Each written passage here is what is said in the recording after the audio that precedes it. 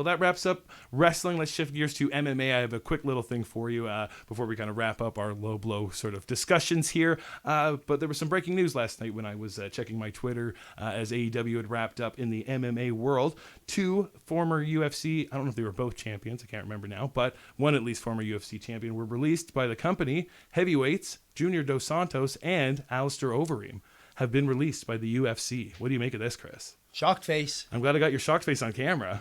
Yeah.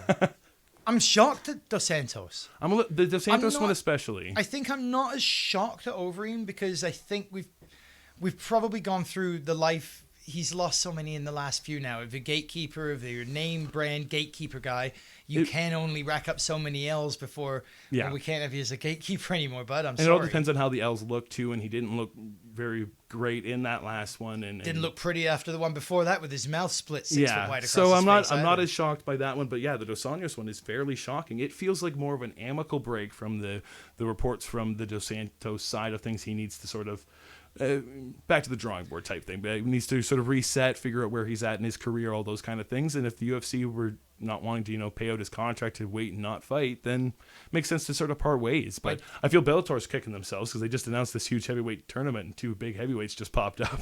I'm feeling they could be Dos alternates.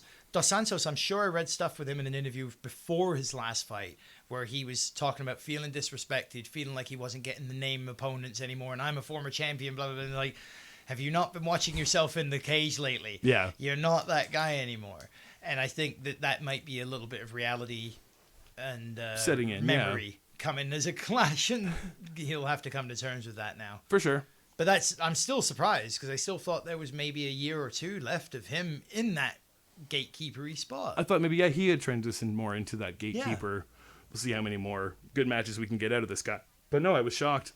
Well, I'm glad. I'm going to not look at MMA headlines from now on, so we can do this and you can shock me with them instead. I can surprise you. No, I was glad I didn't. I brought it up earlier and you didn't know, so I was glad I could save it for us on the air here and catch your shocked reaction to that. So because it was interesting news. I could see both popping up in Bellator for the name value alone. I mean, if anything, he's going to want them as alternates for that tournament. I mean, you can't guarantee everyone's going to be okay, and it's happened multiple times in heavyweight tournaments before where guys get injured or can't compete or yada yada yada. If I'm Scott Coker, I'm firmly feeling like I can slot either one of these guys as a finalist, and I'm okay with doing that. No one's going to be mad because of an injury.